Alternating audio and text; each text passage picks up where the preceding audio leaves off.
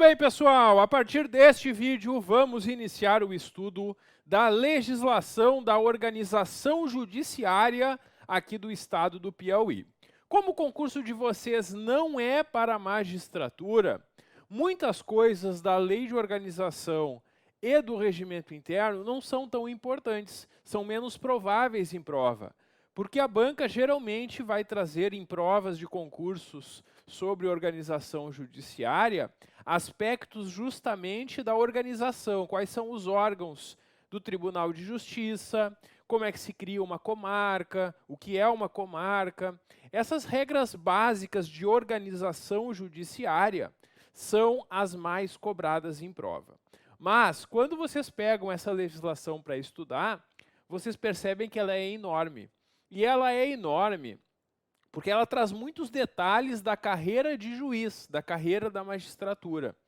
Eu acho menos importantes para a nossa prova esses pontos. Então, como é que eu organizei o nosso estudo? Como a legislação é enorme, eu vou dar mais atenção aqui na aula nesses pontos que são mais prováveis de serem cobrados em prova. E nos outros a gente vai passar mais rapidamente. Depois, também nós teremos o simulado com questões que eu elaborei, justamente sobre esses pontos que eu considero mais importantes para a nossa prova. Porque vocês têm muita coisa para estudar até o dia da prova, e não é interessante vocês perderem muito tempo nessa legislação específica. Por isso, eu tentei aqui fazer da forma mais dinâmica, mais rápida possível, para otimizar o tempo do estudo de vocês. Então, chega de conversa, vamos ao que interessa, vamos começar a conhecer. Primeiro com a Lei de Organização Judiciária aqui do estado do Piauí, que é a Lei Ordinária 3.716 de 79. O ano já entrega que a lei é antiga, e vocês vão perceber ao longo do estudo que tem uns pontos desta lei que estão desatualizados. Até porque, depois desta lei, em 1988, nós tivemos a Constituição Federal. E algumas regras, inclusive, que envolvem assuntos desta lei foram alteradas na Constituição. Então, esta lei, às vezes, fica até defassada. E quando vocês pegam para estudar por conta própria esta lei, vocês acabam não entendendo algumas contradições. Eu mesmo confesso para vocês que levei um tempo maior que o habitual para preparar a aula, justamente por causa desses pontos da lei desatualizados ou contraditórios, que aí eu tive que fazer um estudo melhor para entender realmente por que estava errado no texto da lei alguns pontos. Então vamos ao que interessa. O primeiro título aqui vai trazer disposições preliminares do funcionamento judiciário, trazendo como é a divisão judiciária do território do Piauí. Bom, como é que funciona? O Tribunal de Justiça do Piauí, o TJ Piauí, ele tem jurisdição em todo o estado do Piauí. Na capital Teresina, a gente vai encontrar a sede do tribunal e a comarca de Teresina. Em outros municípios do interior do estado estão outras comarcas. E como é que funciona quando eu entro com um processo judicial? Eu ingresso com o processo geralmente perante um juiz. E o juiz de uma comarca vai julgar esse processo. E aí tem na lei processual critérios para definir qual é o juiz que tem competência para julgar, de qual comarca, quando o assunto envolve municípios diferentes. Então, dependendo das regras de competência processual, eu vou ingressar com a ação em uma ou outra comarca. O juiz da comarca vai fazer o julgamento, que a gente chama o julgamento de primeiro grau. Então, eu entrei com o processo, o juiz em primeiro grau vai proferir uma sentença, que é a decisão. Dessa decisão, se eu não concordar, eu posso apresentar um recurso. O recurso vai ser julgado em segundo grau pelo tribunal. O tribunal que tem sede lá na capital do estado. Nesta lei de organização judiciária, a gente vai conversar muito sobre o primeiro grau, sobre a organização das comarcas do estado, tanto a de Teresina como as do interior do estado, onde atuam juízes em primeiro grau proferindo sentenças.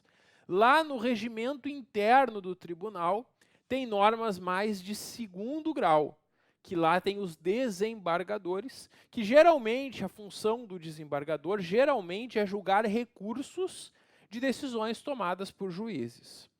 Mas também tem alguns processos que iniciam no tribunal.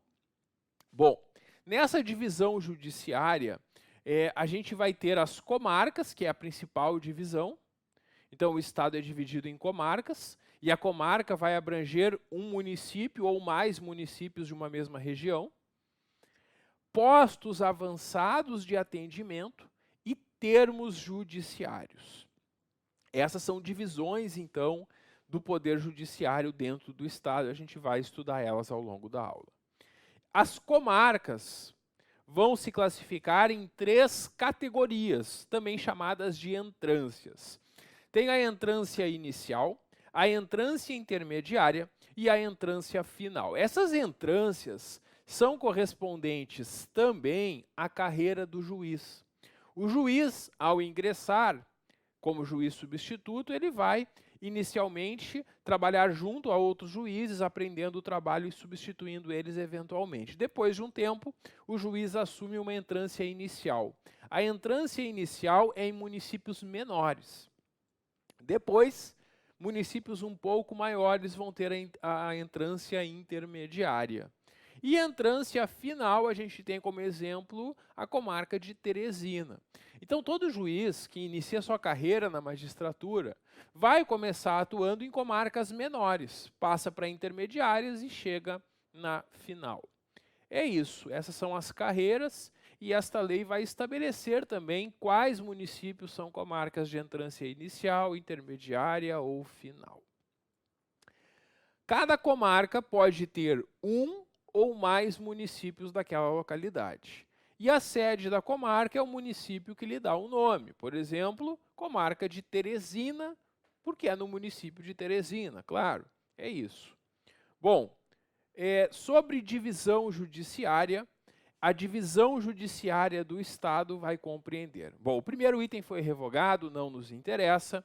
Aí nós temos as comarcas de entrância final. São as comarcas maiores. Nessas comarcas, então, estão juízes que já passaram antes por comarcas menores, de entrância inicial e intermediária, e foram promovidos e chegaram na entrância final. Bom, aqui tem os municípios e a quantidade de varas. Em cada vara atua um juiz. E aí, conforme, claro, a necessidade, alguns municípios vão ter mais varas, como é o caso de Teresina, que vai ter 34 varas. Outros terão menos varas. Bom, essa divisão de quantas varas tem em cada comarca, eu não imagino que seja perguntado. Professor, a banca pode perguntar? Pode, porque a banca pode perguntar qualquer artigo desta lei. Mas, pegando uma lógica, pegando o histórico, que eu já vi em provas anteriores, eu acho pouco provável que ela pergunte quantas varas tem em cada comarca. Eu não perderia muito tempo com isso, até porque são muitas divisões, né? Tem no estado também 39 comarcas e uma vara agrária. A vara agrária é na comarca de Bom Jesus. E essas 39 comarcas de entrância intermediária estão aqui listadas. E tem as comarcas de entrância inicial, que é onde os juízes começam, né, a sua carreira no município menor. Aí estão os municípios que têm essas comarcas de entrância inicial e ainda os postos avançados de atendimento.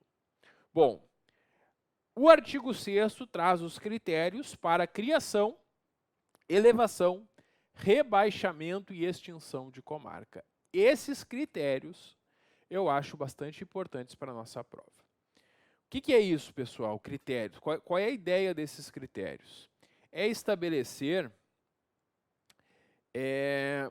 o que eu preciso para criar uma comarca. Por quê?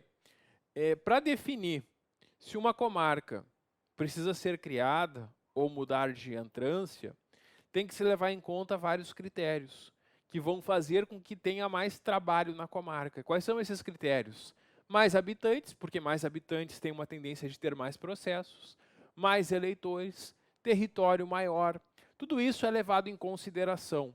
E pode ser que ao longo do tempo uma comarca que é de entrância inicial passe a ser de entrância intermediária. Porque as coisas mudam ao longo do tempo. E alguns municípios que não eram muito populosos podem passar a ser. E quando isso acontece, a comarca pode mudar de entrância. Quando ela aumenta a entrância, a gente chama de elevação. Elevar da entrância inicial para a intermediária, da entrância intermediária para a entrância final. Isso é elevação de entrância. Rebaixamento é quando ela desce, quer dizer, uma entrância final passou a ser intermediária ou uma entrância intermediária passou a ser inicial. Pode ser extinta quando não é mais necessário, tem tão poucos processos que não precisa mais ter comarca, pode ser anexada a outra. E pode ser criada uma nova, né? Porque numa região onde a gente percebe que tem muitos processos, pode ser que um município que pertencia a uma comarca deixe de pertencer a ela e forme a sua própria comarca. Então esses são os critérios para definir quando vai ser criada uma comarca. Eles estão no artigo 6º. Eu resumi eles para vocês aqui nesse esquema. O que eu preciso então para criar uma comarca? Tem que ter no mínimo 10.000 habitantes no município, ou municípios que vão ser abrangidos por esta nova comarca. E no município que for sede da comarca tem que ter no mínimo 5.000 habitantes. Nessa região tem que ter 3.000 eleitores. O território deve ser de mais de 100 km². E não é o território só do município sede. É o território que vai ser abrangido por esta comarca. Porque normalmente uma comarca vai pegar municípios vizinhos. Distância mínima de 30 km da sede de outra comarca. Não pode ser a menos de 30 km. Então, se tem dois municípios que têm distância de 10 km um do outro, eles devem estar na mesma comarca. Não deve ser sede de comarca dois municípios que entre si têm uma distância menor do que 30 km. Serviços forenses nessa comarca que vai sofrer desdobramento tenham mais de 50% dos novos casos por magistrado, é um cálculo que é feito nos 3 anos. Então, é perceber que tem muitos processos nessa comarca que existia. O que é o desdobramento? É que existe uma comarca, ela vai ser desdobrada, vai continuar existindo a comarca, mas uma parte dela vai formar uma nova comarca. E para isso acontecer tem que ter essa movimentação mínima de novos casos, novos processos. Receita tributária tem que ser superior a 3.000 salários mínimos. E no lugar onde vai ser sede da comarca, tem que ter prédios apropriados para a necessidade dos serviços forenses, o fórum, né, onde vai ter as varas e vai acontecer o trabalho. Tem que ter uma cadeia pública, um espaço para uma cadeia pública. Residência para juiz e promotor, casa para o juiz e promotor morarem. E também prédios apropriados para o provimento dos cargos do Judiciário e do Ministério Público. Tem que ter esse espaço onde vão se instalar, então, os servidores do Judiciário, e aí eu estou falando instalar para trabalhar, não é residência, e do Ministério Público. É isso. Esses são os requisitos, então, para a criação de comarca. E a banca pode, na questão, alterar algum desses requisitos, principalmente esses que envolvem números. Por isso é importante vocês já memorizarem essas quantidades. Isso pode ser perguntado e tem uma boa chance de ser perguntado na prova. Bom, criada a comarca, a instalação vai se dar numa data que vai ser fixada, e aí fazem uma solenidade, né, de instalação dessa nova comarca. Para elevação de entrância, para uma entrância inicial, para uma comarca de entrância inicial passar para a intermediária ou da intermediária passar para a final, deve observar o desenvolvimento dos serviços judiciários, o interesse público e as condições da sede da comarca. E a redução ou supressão dos requisitos para que se crie ou se eleve uma entrância pode ter como consequência que se extinga aquela e se rebaixe essa conforme o caso. Eventualmente, podem não ser seguidos esses quesitos aqui. Por algum motivo específico e justificado, fazer um desdobramento e criação de uma nova comarca ou uma elevação ou rebaixamento, mesmo que não se atendam todos esses requisitos. A criação, elevação, rebaixamento e extinção de qualquer unidade jurisdicional respeita a garantia de redutibilidade de subsídios e inamovibilidade, ressalvado o caso de interesse público mediante maioria absoluta do voto dos membros do tribunal. O que está dizendo aqui? Quando uma comarca muda, o juiz que trabalha nela não vai ser prejudicado financeiramente.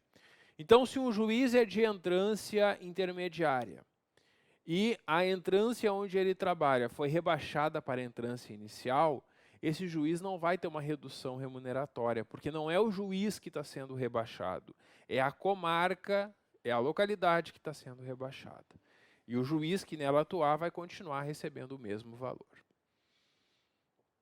Sobre órgãos do Poder Judiciário, aqui também uma provável questão da prova, a banca pode formar uma questão perguntando quais são os órgãos do Poder Judiciário aqui do estado do Piauí. E ela pode misturar com estes órgãos outros órgãos que sejam, por exemplo, da Justiça Federal ou da Justiça do Trabalho, que não pertence à Justiça Estadual. Então é importante memorizar esses 8 órgãos aqui, que eu esquematizei também para vocês. O Tribunal de Justiça, que é aquele que tem sede lá na capital do estado, onde atuam os desembargadores, que é o 2º grau de jurisdição, onde normalmente vão julgar recursos das decisões, das sentenças proferidas pelo juiz em 1º grau. Tem outros órgãos também, como o Conselho da Magistratura, Corregedoria, os juízes de direito são órgãos do Poder Judiciário, Tribunal do Júri, porque crimes contra a vida, dolosos como homicídios intencionais, quem julga não é um juiz, é um tribunal do júri. Auditoria Militar e Conselho da Justiça Militar. Pessoal, a Justiça Militar Estadual é para julgar os processos envolvendo os policiais militares e bombeiros militares do estado do Piauí. Não é para as Forças Armadas da União, porque para eles tem uma justiça em âmbito federal também. Juízes de direito adjunto e juízes de paz. A gente vai ver como funciona o juiz de direito adjunto e o juiz de paz também. O artigo 10A foi inserido aqui nesta lei para tratar dos juizados especiais. Os juizados especiais é o que antigamente se chamava de pequenas causas. A ideia é a seguinte: como o judiciário tem muitos processos, e para diminuir o trabalho dos juízes, são criados juizados para julgar processos de menor valor ou de menor relevância. E com isso, então, diminuir a quantidade de processos comuns. Essa que é a ideia, tendo processos tramitando esses juizados especiais, que tem um processo mais simples e mais rápido. Então, tem juizados especiais aqui, e aqui está a composição, né, dos juizados, quantos juízes vão ter. E aqui também tem a figura do juiz leigo. O juiz leigo é um cidadão que é formado em direito, mas não é juiz de carreira. Até eles fazem um processo seletivo para que ocupe essa função, mas o que passa nessa função e se torna juiz leigo não vai ter as mesmas prerrogativas que um juiz de direito. Ele não está na carreira da magistratura, mas ele vai julgar esses processos de menor relevância. Além do juiz leigo, vão ter também os conciliadores. Esses, então, que integram os juizados especiais. A quantidade pode ser reduzida à metade quando diminui a quantidade de novos casos, sendo inferior a 50% da média nesse período. E tem órgãos auxiliares do Poder Judiciário. Além dos órgãos da própria estrutura do Poder Judiciário, tem outros órgãos auxiliares que vão auxiliar. E a banca também pode lhe perguntar na prova quais são os órgãos auxiliares. Aqui nós temos Ministério Público, a Assistência Judiciária, advogados provisionados e estagiários, serventuários dos ofícios que vão ser responsáveis pelos cartórios judiciais, funcionários da Justiça, servidores da Justiça, e a Escola Judiciária, que é o órgão de estudos do Estado, né, a EJUD Piauí. O artigo 11A trata justamente da criação dessa Escola Judiciária. nos trazendo que é um órgão auxiliar do Poder Judiciário, que tem como função treinamento, capacitação, formação e aperfeiçoamento e especialização dos servidores e dos magistrados. Então, a Escola Judiciária vai organizar cursos, seminários, palestras, eventos para que os servidores e juízes estudem, aperfeiçoando o seu conhecimento. A escola é dirigida por um diretor-geral e por um vice-diretor. Esse diretor da escola e o vice-diretor são desembargadores, ativos ou inativos, com mandato de 2 anos, né? Que é o mesmo mandato da diretoria administrativa do tribunal. Essa escola judiciária também vai ter um conselho consultivo, que é composto por 5 servidores e magistrados, que são escolhidos pelo diretor da escola. Bom, a escola vai ter o seu regimento interno com as suas regras de funcionamento. Aqui a gente não precisa mais muitas informações sobre isso. E o professor, magistrado, servidor ou convidado que for ministrar algum treinamento, algum curso nessa escola, vai ter direito a receber um valor por hora-aula que ele ministrar. Então é isso. Concluímos então o primeiro capítulo e vamos agora para o capítulo 2, que trata do Tribunal de Justiça. Este artigo 12 traz a quantidade de desembargadores. E este artigo já foi alterado diversas vezes. Vocês têm que ter um cuidado quando estudam, porque em alguns lugares vocês vão encontrar uma versão desatualizada desta lei. Eu fiz uma pesquisa bem extensa e eu pesquisei então, para encontrar a lei atualizada com todas as alterações recentes. E a alteração mais recente desta lei, deste artigo 12, aumentou para 20 a quantidade de desembargadores. Hoje nós temos 20 desembargadores na lei, então, da organização. Então, lá no Tribunal de Justiça, em Teresina, tem 20 desembargadores, que vão julgar principalmente os recursos das decisões proferidas pelos juízes. Os desembargadores, em sua maioria, 4/5 desses desembargadores, são juízes de carreira que ingressaram, então, no concurso como juiz, passaram pela entrância inicial, pela entrância intermediária e pela entrância final e foram promovidos a desembargadores. 4/5 deles são assim. E 1/5 dos desembargadores não são juízes de carreira. São advogados ou membros do Ministério Público, promotores do Estado, que foram designados para essa função pelo 5º Constitucional, porque a Constituição Federal estabelece que 1/5 dos desembargadores dos tribunais estaduais são membros do Ministério Público ou advogados com mais de 10 anos de carreira, que são indicados e escolhidos pelo governador do estado. A banca pode perguntar na prova quantos desembargadores tem, a resposta são 20 desembargadores. E o Tribunal de Justiça pode declarar a inconstitucionalidade, quer dizer, declarar que uma lei é contrária à Constituição, de uma lei ou de um ato do poder público, pelo voto de maioria absoluta dos seus membros. Pessoal, o que é a maioria absoluta dos membros do tribunal? É mais da metade dos 20 desembargadores. Então, se o tribunal tem 20 desembargadores, para o tribunal declarar algo inconstitucional, é necessário 11 votos, porque 11 é mais da metade de 20. É isso. E é interessante porque dentro do tribunal, os julgamentos não são sempre pelos 20 desembargadores. Quando reúne os 20 desembargadores para fazer um julgamento, a gente chama isso de julgamento do tribunal pleno, porque o tribunal pleno é a reunião dos 20 desembargadores. Só que tem também órgãos fracionários. As câmaras. Quando um processo chega lá no tribunal, geralmente ele não vai ser julgado pelo pleno, pelos 20 desembargadores. Ele vai ser julgado por uma câmara, composta lá por 3, 4 desembargadores. Se num processo que está numa câmara, se percebe que é um caso de declarar algo, uma lei ou ato do poder público inconstitucional, não pode ser declarada a inconstitucionalidade por aquela câmara.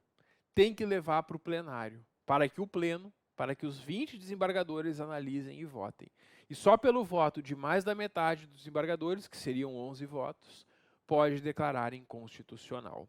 Isso aqui também está na Constituição Federal e lá a gente chama de cláusula de reserva de plenário. Por que este nome cláusula de reserva de plenário? Porque é uma cláusula, é uma condição que está na lei, que reserva essa prerrogativa para o plenário, quer dizer, declarar inconstitucional lei ou ato do poder público somente se passar pelo plenário e a maioria, mais da metade dos 20 desembargadores, assim entender. É isso. E aí o regimento interno do tribunal e demais órgãos do Poder Judiciário vai dispor sobre funcionamento, processamento e julgamento dos processos dos feitos de sua competência e das câmaras reunidas especializadas. Tudo isso está mais detalhado lá no regimento interno do tribunal. E agora a lei traz a competência do tribunal pleno, que é justamente a união de todos os desembargadores. Bom, nós vamos estudar aqui a competência e demais aspectos a partir do próximo vídeo. Dá um clique que eu já volto. Até logo.